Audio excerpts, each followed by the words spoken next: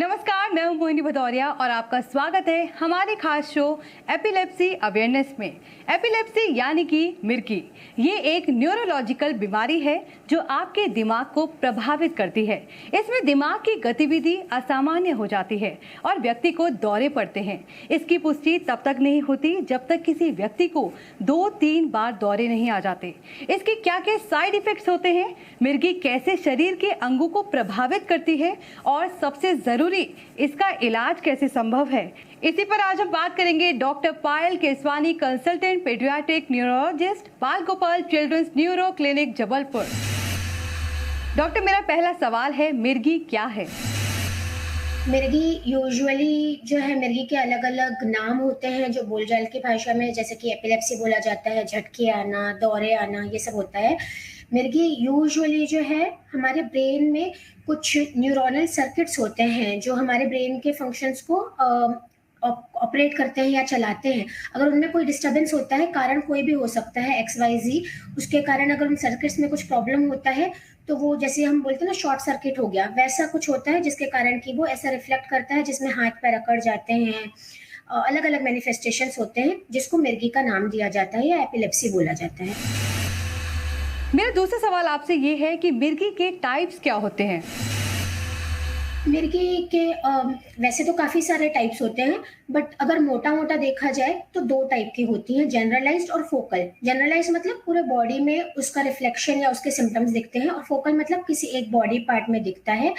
उसमें भी different different types होते हैं। जनरलाइज़ में जैसे कि बोल सकते हैं कि चारों हाथ पैर अकड़ जाते हैं, आँखें ऊपर हो जाती हैं, मुँह से लार निकल सकती है, यूरिन पास हो सकता है। फोकल में बॉडी का कोई एक हाथ पैर हिलता है। फोकल में भी 2 टाइप होते हैं कि मान लो कि उस समय वो बच्चा रिस्पॉन्स कर रहा है कि नहीं कर रहा है, जो पेशेंट है।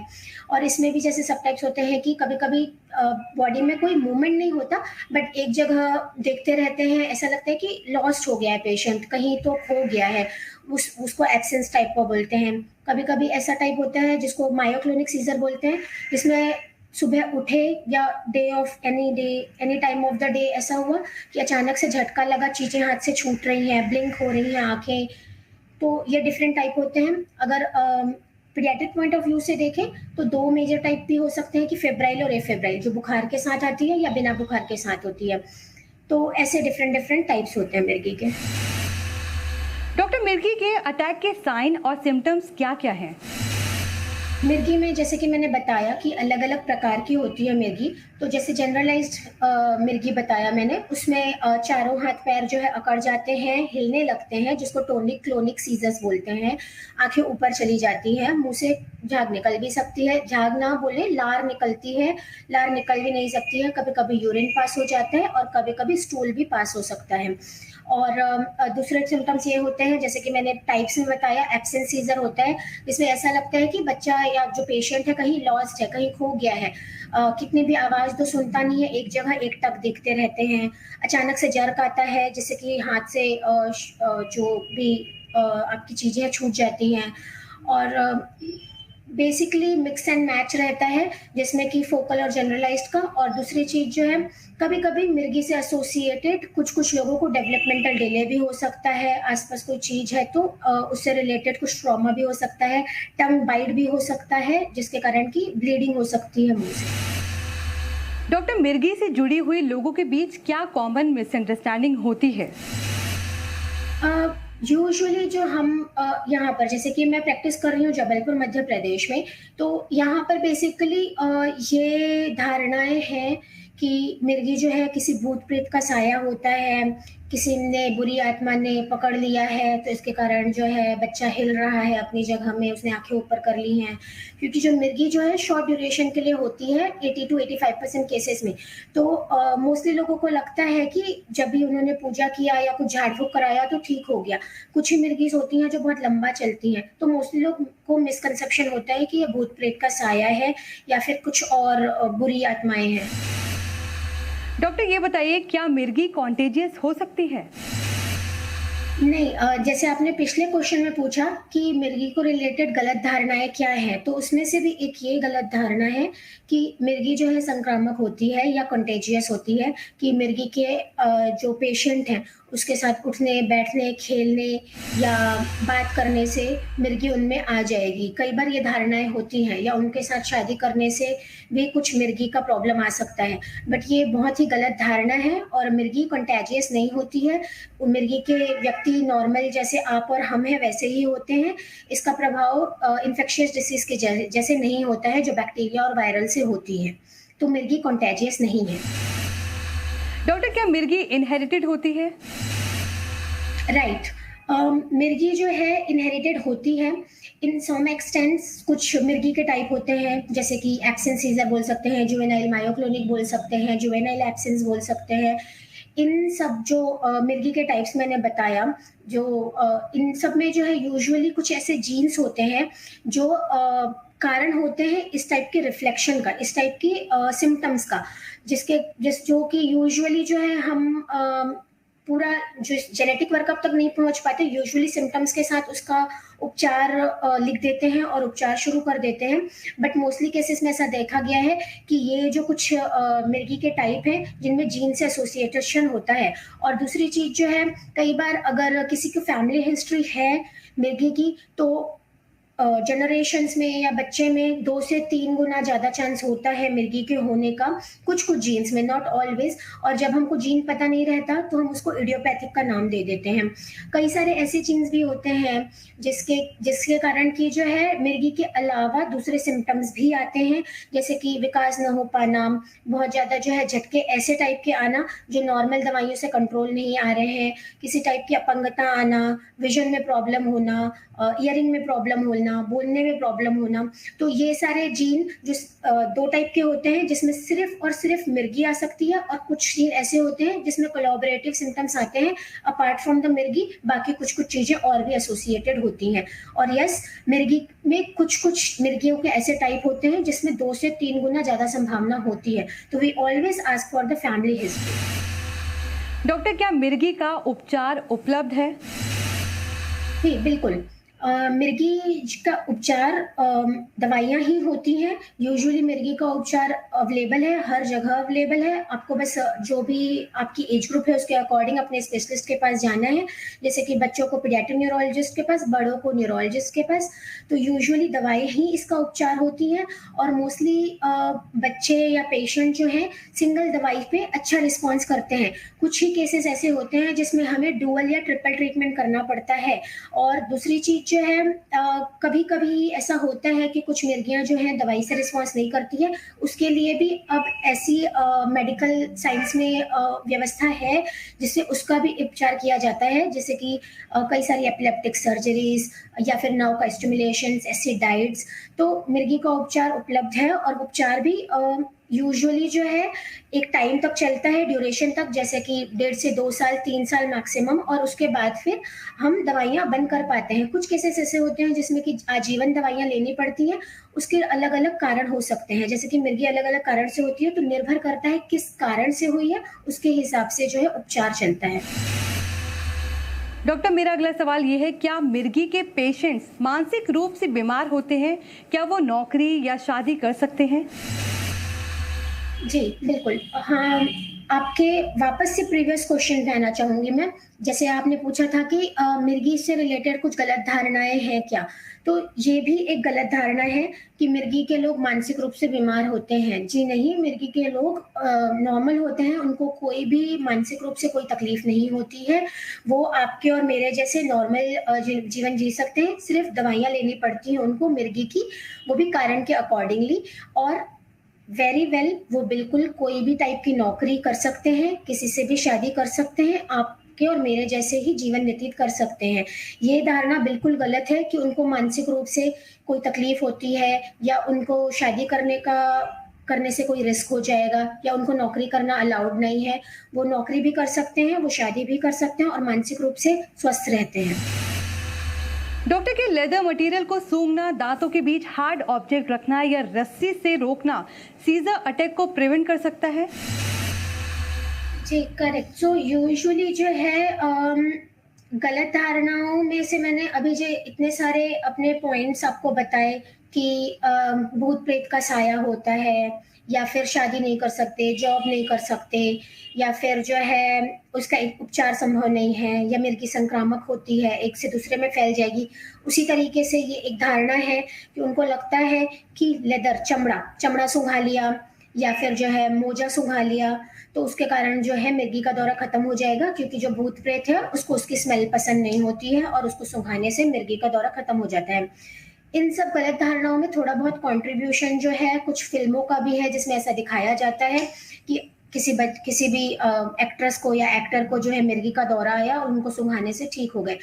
तो जब भी आप ऐसा कुछ मीडिया में देख रहे हैं या पिक्चर्स में देख रहे हैं, तो उसको फैक्ट चेक कीजिए, अपने डॉक्टर से जाके मिलिए। ये सब बहुत ज़्यादा गलत धारणाएं हैं। मिर्गी का दौरा आने पे जो है यूजुअली बच्चे को एक या पेशेंट को जो है एक पोजीशन में लिटाया जाता है, और जो रेस्क्यू मेडिकेशन आपके डॉक्टर प्रिस्क्राइब कर रहे हैं वो देने के बाद नियर बाई आपको हेल्थ क्लिनिक में या हॉस्पिटल में आपको कांटेक्ट करना होता है। ये सब कुछ चमड़ा सूंघाने से उल्टा आप टाइम डिले ही कर रहे हो, जो एक गोल्डन पीरियड होता है कि आपको इस समय जो है झटके खत्म करने हैं, है ना। तो उस समय जो है आपको झटके के समय न चमड़ा सूंघाना है, न मोजा सूंघाना है, न ही किसी टाइप का प्लास्टिक का कोई चीज मुंह में डालना है, न चम्मच मुंह में डालना है, न उंगली मुंह में डालना है, न ही झटकों को रोकने की कोशिश करनी है। सिर्फ किसी सेफ जगह में पेशेंट को लेके जाना है, और उसके बाद फिर जो डॉक्टर ने आपको रेस्क्यू मेडिकेशन दी है वो देना है। इस तरह की धारणाएं कि किसी को दबा देना, चमड़ा सूंघाना, ये सबसे जो है जो पेशेंट की कंडीशन है वो बिगड़ती ही है, हालत में सुधार नहीं आता है इन सबसे। डॉक्टर, मिर्गी के पेशेंट्स के लिए डूज एंड डोंट्स क्या होते हैं? तो there is a whole list of dos and don'ts for the मिर्गी के पेशेंट्स के लिए। तो जैसे कि मैंने अभी जस्ट एक्सप्लेन किया कि चमड़ा वगैरह नहीं सूंघाना है, तो मैं सबसे पहले डूज बता देती हूँ, उसके बाद डोंट्स बताती हूँ। तो डूज में क्या रहता है कि अगर किसी को भी मिर्गी का झटका आ रहा है, तो यूजुअली आप आसपास जो कोई भी नुकीली चीज है, खतरनाक चीज है, शार्प ऑब्जेक्ट है, फर्नीचर है, वो आसपास से साइड कर दें और उनको थोड़ी सी खुली जगह में रखें। अगर उन्होंने टाइट कपड़े पहने हुए हैं तो उसको लूज करें, अगर शर्ट पहनी हुई है तो ऊपर 2-3 बटन उसको खोल दें, और उसके बाद जो पेशेंट है उसको किसी भी एक तरफ करवट करके लिटा दे, इधर राइट या लेफ्ट। ऐसा करने से जो है जो भी मुंह से लार वार निकल रही है वो निकल जाएगी, और वो रेस्पिरेशन को, हमारी ब्रीदिंग को जो है ऑब्स्ट्रक्ट नहीं करेगी, उसको जो है प्रभावित नहीं करेगी, ब्रीद अच्छे से कर पाएंगे जिस पेशेंट को मिर्गी का दौरा आ रहा है। और उस दौरान जो है जबरदस्ती जो हाथ पैर ना पकड़े, अगर वो हिल रहे हैं तो हिलने दें, बस एक करवट करके लिटा दे किसी भी तरफ, दाएं या बाएं तरफ। और उसके बाद ट्राई करें टाइम देखने का। उस समय पैनिक होता है घर के बाकी मेंबर्स को कि कुछ तो गड़बड़ हो रहा है, बट ट्राई टू बी काम। उस समय आपको जितना ज्यादा आप काम रहेंगे उतना ज्यादा अच्छा रहेगा। एक तरफ करवट लेटा के टाइम नोट करें, और टाइम नोट करने के बाद अगर वो टाइम ड्यूरेशन 2-2.5 मिनट से ज्यादा हो गया है, तो रेस्क्यू मेडिकेशन यूजुअली जो है सारे डॉक्टर्स जो है मिर्गी के प्रोवाइड कराते हैं डोजेस के साथ। तो वो डोज आप अकॉर्डिंग टू पेशेंट उनके नाक में रेस्क्यू मेडिकेशन डालें, और वो रेस्क्यू मेडिकेशन के बाद मोस्टली जो है पेशेंट यूजुअली रिस्पॉन्स करते हैं और मिर्गी का झटका खत्म हो जाता है। अगर उसके बाद भी झटका कंटिन्यू आ रहा है तो एक ट्रायल आप और दे सकते हैं, और इमीडिएटली नियर बाई हॉस्पिटल में जाके दिखाएं, ताकि जो भी मेडिकेशन है उसको आई फॉर्म में दिया जा सके और उसका जो है ब्रीदिंग और एयरवे सिक्योर किया जा सके। क्योंकि अगर मिर्गी का दौरा लंबा चलता है तो ब्रीदिंग कॉम्प्रोमाइज होने की चांसेस होती हैं। तो इसलिए अगर इतना रेस्क्यू मेडिकेशन और ये सब करने के बाद अगर मिर्गी खत्म नहीं हुई है तो इमीडिएटली आपको नियर बाई हॉस्पिटल में जाना है, और उसके बाद फिर जो भी इमरजेंसी उपचार रहेगा वो आपको या मिर्गी के पेशेंट को दिया जाता है। और रही बात डोंट्स की, तो डोंट्स में जैसे कि अभी हमने प्रीवियस क्वेश्चन में देखा, तो वैसे ही डोंट्स में जो है 2-3 चीजें रहेंगी। एक, जब जो भी पेशेंट है वो हिल रहा है, बच्चा हिल रहा है, उसको जबरदस्ती पकड़ने की कोशिश ना करें, नुकसान ही होगा उससे, उसको आप कंट्रोल नहीं कर सकते मिर्गी को, बस एक करवट में लिटा दे। दूसरी चीज जो है, मोस्टली पेशेंट्स या बच्चों के जो है दांत उस समय बहुत टाइट हो जाते हैं, जॉ क्लेंच होता है, दांत जो है ऐसे बंध जाते हैं, तो उस समय कुछ भी उंगली, चम्मच, डालने की कोशिश ना करें। उससे या तो उनके डेंचर को अफेक्शन होगा या फिर आपकी उंगली से ब्लीडिंग होगी, जो कि अगेन ब्रीदिंग कॉम्प्रोमाइज करेगा पेशेंट की, ठीक है। और तीसरी चीज और इम्पोर्टेंट चीज, उस समय मुंह में कुछ भी डालने की कोशिश ना करें। यूजुअली क्योंकि गलत धारणा होती है कि ये भूत प्रेत के साए के कारण हो रहा है, तो लोग भभूत डाल देते हैं या कुछ गंगा जल डालते हैं या कुछ पानी पिलाने की कोशिश करते हैं। तो ये सब करना एक तरीके से मिर्गी से ज़्यादा खतरनाक साबित हो सकता है पेशेंट के लिए, क्योंकि इससे ब्रीदिंग कॉम्प्रोमाइज होगी और मिर्गी से जो नुकसान नहीं हो रहा है वो इन सब चीज़ों से हो जाएगा। और तीसरी चौथी चीज जो रहेगा, चमड़ा सुंघाना ये नहीं करना है, मोजा सुखाना ये नहीं करना है। अगर आसपास कुछ लोग हैं तो उसके तरफ चारों तरफ घेर के खड़े हो जाना कि कुछ हो रहा है ये नहीं करना है। थोड़ा स्पेस खाली रखना है, बस एक पर्सन या 2 पर्सन होने चाहिए एक तरफ करवट लेके लेटाने के लिए। बाकी उनको एयर स्पेस खुला रखना है और नुकीली चीजें आसपास से हटानी है। So these are some dos and don'ts. Doctor, मेरा आखिरी सवाल ये है कि मिर्गी के मरीज की किस तरह से देखभाल करनी चाहिए, इस पर आप क्या सलाह देना चाहेंगे?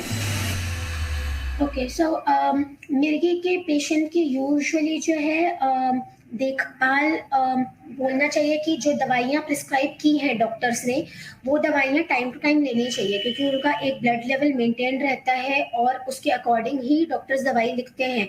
यूजुअली डोजेस 12 आवर्स ही होते हैं, तो टाइम ड्यूरेशन जो है बहुत ज़्यादा फिक्स रहता है कह सकते हैं मिर्गी की दवाइयों के लिए। और रेगुलर होना चाहिए विदाउट स्किप, क्योंकि दवाइयाँ जो है 24 घंटे का कवरेज देती हैं, तो इसलिए डेली दवाई लेनी चाहिए विदाउट अ मिस। और 12-12 घंटे में जो भी टाइम फिक्स है उसी टाइम पे ही देना चाहिए।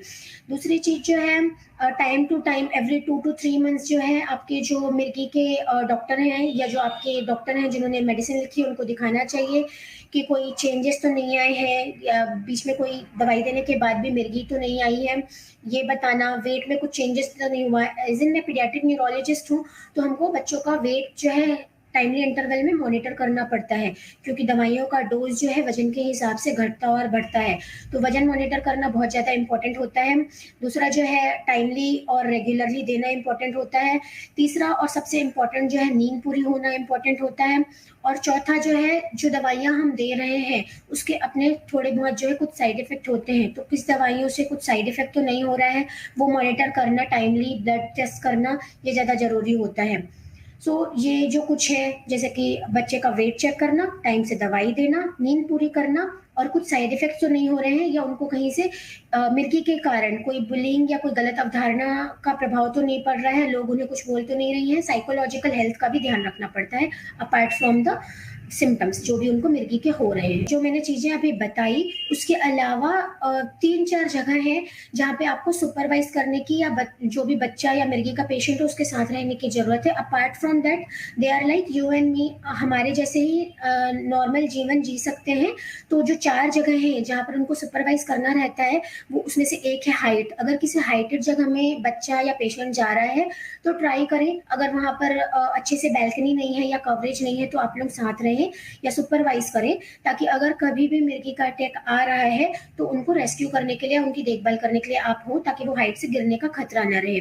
दूसरी ऐसी जगह होती है फायर वाली जगह में भी बच्चों को या पेशेंट्स को जो है अकेला नहीं छोड़ना चाहिए। जा सकते हैं, कैंप फायर वगैरह एंजॉय कर सकते हैं, किचन में काम कर सकते हैं, ऐसा कोई रिस्ट्रिक्शन नहीं होता है, बट सुपरवाइज करना रहता है कि अगर दवाइयाँ रेगुलरली नहीं ले रहे हैं वो, या बहुत टाइम से डॉक्टर्स के पास विजिट नहीं किया है, तो मिर्गी का खतरा अगर हो सकता है, मिर्गी का झटका आने का चांस है, तो वो अपने आप को इंजर कर सकते हैं बाय द फायर। तीसरा और इम्पॉर्टेंट चीज होता है स्विमिंग के समय भी स्विमिंग वगैरह सब कुछ अलाउड रहता है, वो सब कुछ नॉर्मल कर सकते हैं। जस्ट सुपरविजन की जरूरत है कि अगर कुछ सिम्टम्स आते हैं तो इमीडिएटली उनको रेस्क्यू किया जा सके, like the cases of the fire and height. And fourth important चीज, ड्राइविंग। एंटिल अनलेस आपकी एज एक लिमिट तक नहीं पहुंच पाती। हम इंडिया में देखते हैं कि यूजुअली जो है मोस्टली लोग अंडर एज भी ड्राइव कर रहे हैं और विदाउट एनी सेफ्टी हेलमेट और समथिंग लाइक दैट, तो इसलिए एक तो अलाउड नहीं करना चाहिए। ट्रैफिक पुलिस को बहुत ज़्यादा स्ट्रिक्ट होना चाहिए। दूसरा, पेरेंट्स को ध्यान रखना चाहिए। और तीसरा जो है, जिनको ऑलरेडी मिर्गी का दौरा आ रहा है, उनको भी ड्राइविंग के लिए जो है सुपरविज़न की ज़रूरत होती है, या फिर जो है अगर उनका फुल्ली कंट्रोल्ड है, 1.5-2 साल तक, 3 साल तक नहीं आया है, तभी अलाउड करना चाहिए। अदरवाइज़ उनको ड्राइविंग के लिए परमिशन यूजुअली जो है नहीं दी जाती है अंटिल अनलेस वो अनकंट्रोल्ड मिर्गी है। तो ये 2-3 चीज़ें हैं जहाँ पर हम उनको सुपरवाइज़ कर सकते हैं। बाकी अदरवाइज़ मिर्गी कोई बहुत ऐसी भूत प्रेत वाली या अनकंट्रोलेबल प्रॉब्लम नहीं है। वेरी वेल कंट्रोल प्रॉब्लम है दवाइयों के थ्रू, और मोस्टली पेशेंट की दवाइयाँ हम कुछ टाइम देने के बाद बंद भी कर पाते हैं। डॉक्टर, आपका इन अहम जानकारियों के लिए बहुत बहुत धन्यवाद। मिर्गी के प्रति कई अहम जानकारियां डॉक्टर ने हमारे दर्शकों को दी। उम्मीद है हमारे दर्शकों को इन जानकारियों से फायदा होगा और मिर्गी का सही समय पर सही इलाज हो पाए। इस शो पे इतना ही। धन्यवाद।